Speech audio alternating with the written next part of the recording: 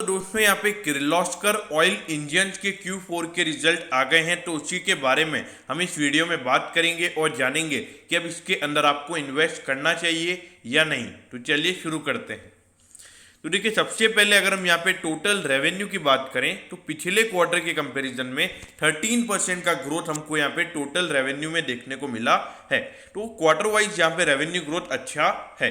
अब इसके बाद अगर हम क्वार्टर ऑन क्वार्टर बेसिस यानी कि पिछले क्वार्टर के कंपैरिजन में अगर नेट प्रॉफिट देखें तो वो भी यहाँ पे 18% बढ़कर 78 करोड़ का यहाँ पे total net profit Kirloskar oil engine का निकल कर आया है। तो क्वार्टरली बेसिस के परफॉर्मेंस पे कोई भी इश्यूज हमको नजर नहीं आते हैं। लेकिन उसके बाद अगर हम ईयर ऑन ईयर बेसिस यानी कि पिछले साल के जनवरी से मार्च वाले क्वार्टर से अगर हम कंपेयर करेंगे तो वहां पे 31% का ग्रोथ हमको रेवेन्यू में देखने को मिला है। तो ईयर ऑन ईयर बेसिस पर भी कोई इश्यूज नहीं है, ईयर ऑन ईयर बेसिस पर भी अच्छी ग्रोथ हमको यहाँ पे देखने को मिली है।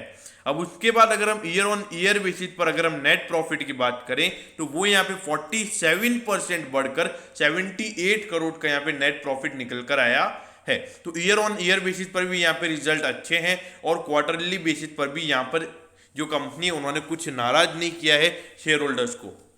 तो as a shareholder, as an investor आपको ये रिजल्ट से खुश होना चाहिए और मुझे ऐसा लगता है कि मार्केट भी स्टॉक को हो सकता है कि पसंद ही करेगा, मतलब जो रिजल्ट है उसको पसंद करेगा और हो सकता है ये स्टॉक अराउंड 200 के लेवल्स आपको दिखा सकता है। अब इसके बाद अगर हम डिविडेंड की बात करें तो 2.5 रुपीज का डिविडेंड यहाँ पे कंपनी ने रिकमेंड किया है। मतलब अगर आपके पास 100 शेयर है तो आपको 250 रुपीज का डिविडेंड मिलेगा। अब ये देखिए, एक स्मॉल कैप कंपनी है जिसका जो मार्केट कैपिटलाइजेशन है वो है 2928 करोड़ का, मतलब 3000 करोड़ के लगभग का मार्केट कैप है।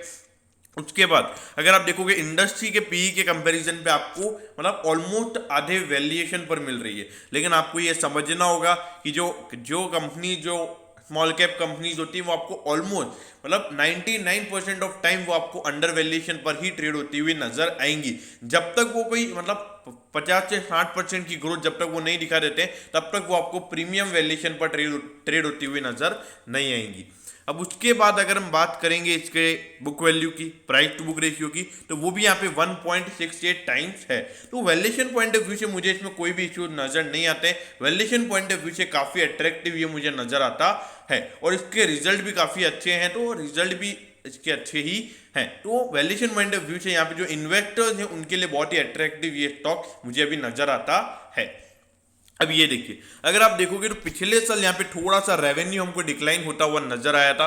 इसका मेन रीजन ये था कि जो मार्च एंडिंग में जो रेवेन्यू कंपनी का कोई जनरेट नहीं हुआ था 20 डेज के लिए, तो उसकी वजह से यहाँ पे रेवेन्यू हमको डिक्लाइन होता हुआ नजर आया था और प्रॉफिटेबिलिटी भी हमको गिरती हुई नजर आई थी। लेकिन अभी देखिए 78 करोड़ की प्रॉफिट अभी आया कंपनी को, पिछले क्वार्टर में अराउंड 66 करोड़ का था।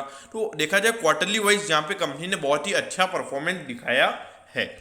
अब ये देखिए 202.50 पे तो मैंने देखा नहीं था, ये मतलब दोस्तों का लेवल तो इसने पहले ही दिखा दिया है और जो रिजल्ट आए हैं मेरे ख्याल से यहाँ पे कम शॉर्ट टर्म में 220 या 230 के लेवल्स आपको देखने को मिल सकते हैं। तो जो भी यहाँ पे लॉन्ग टर्म इन्वेस्टर्स हैं जिन्होंने इसका कुछ टारगेट रखा हो, यहाँ पे 220 230 के लेवल्स आपको यहाँ पे देखने को मिल सकते हैं। देखिए, मैं लॉन्ग टर्म नहीं शॉर्ट टर्म की बात कर रहा था। जो भी शॉर्ट टर्म इन्वेस्टर्स हैं वो डेफिनेटली मेरे ख्याल से 220 के टारगेट के हिसाब से इसमें ट्रेड ले सकते हैं।